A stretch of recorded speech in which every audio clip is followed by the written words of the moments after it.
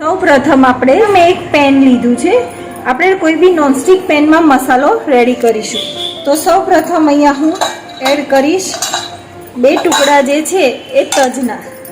ત્યારબાદ 5 નંગ છે, 5 થી 6 નંગ જે છે એ લવિંગ એડ કરીશું. ત્યારબાદ 4 નંગ આપણે બાદિયા એડ કરીશું અને 8 નંગ જે છે એ એલાયચી.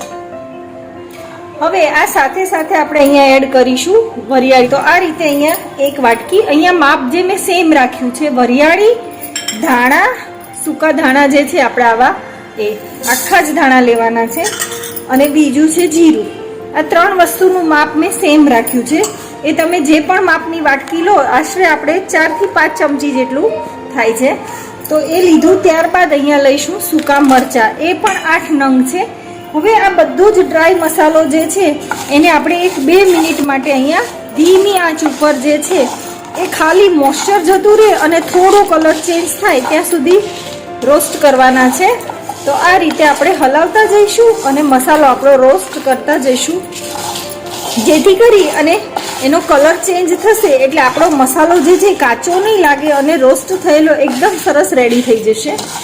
તો આપણે આખા વર્ષ માટે સ્ટોરેજ પણ કરી શકીએ છીએ. અને જો આ રીતે લાઈવ બનાવવો હોય તો લાઈવ પણ. મારો મસાલો જે છે એ રોસ્ટ થઈને રેડી થઈ ગયો છે. ખુશ્બુ પણ સરસ આવે છે અને એકદમ સરસ રીતે શેકાઈ પણ ગયું છે. તો હવે અહીંયા હું ગેસની ફ્લેમ છે એ બંધ કરી દઈશ અને આપણે એને 1 મિનિટ માટે ઠંડુ થવા માટે મૂકી દઈશું.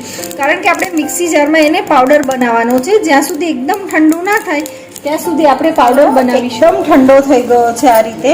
હવે આપણે એને મિક્સી જારમાં પાવડર પેસ્ટ બનાવી લઈશું.